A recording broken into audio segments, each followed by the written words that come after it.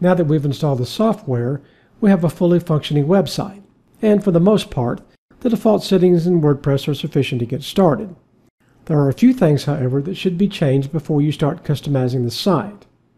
One of the first settings you'll want to change is the permalinks.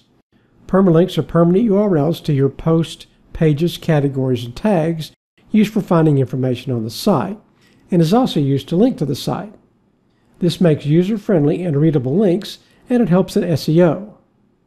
You'll also want to set the date and time for the site to your local time. The default time is set to London, England time, but can easily be changed.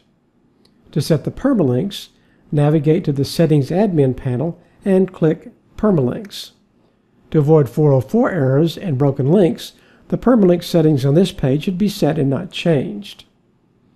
By default, WordPress creates these URLs or permalinks with a question mark and a unique ID number. But WordPress also gives you the ability to create readable, user-friendly, and search engine-friendly URLs, sometimes referred to as pretty permalinks. WordPress is set at the default with a question mark and a unique ID number, but select one of the radio buttons and the custom field changes to that selection using structured tags. A structured tag is a name for a permalink that has a % at each end and a slash at the beginning and one at the end.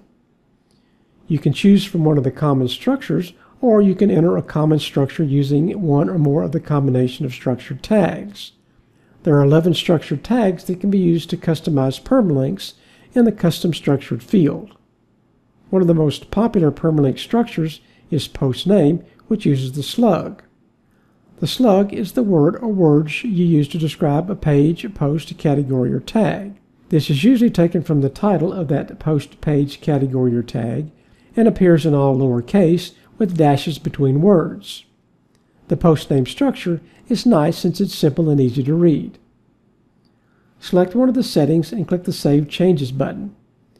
The changes have been made when you see the yellow success banner at the top of the screen. And one final note. The bottom of the permalink settings screen is a place for information about the .HTAccess file.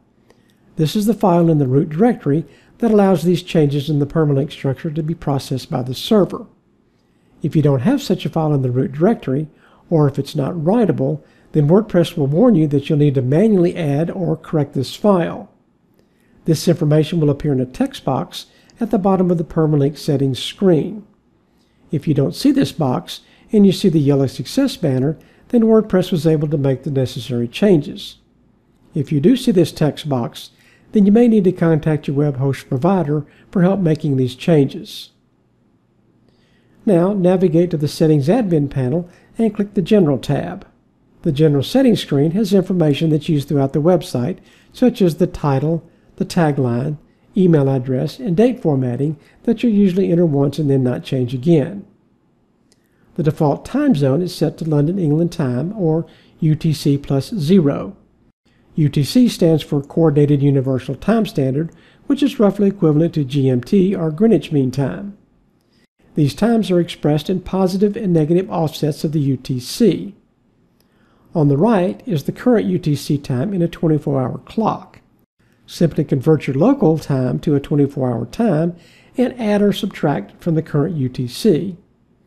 Or you can choose a city in your correct local time zone. When you save these changes, your local time will appear next to the UTC time. Also, the time does not update automatically for daylight savings time. This will need to be done manually if you live in an area that uses daylight savings time. The other settings on this screen can be left at the default, but I do want to point out the site title and the tagline.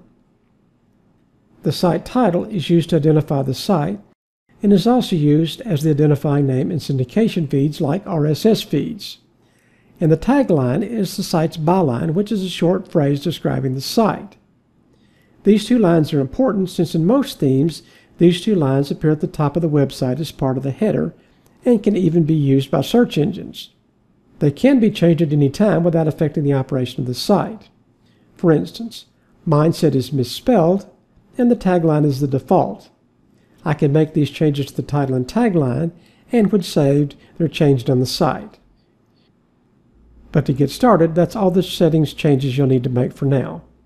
Remember to click the Save Changes button and watch for the yellow confirmation banner to activate any changes. In the next video, we'll talk about themes.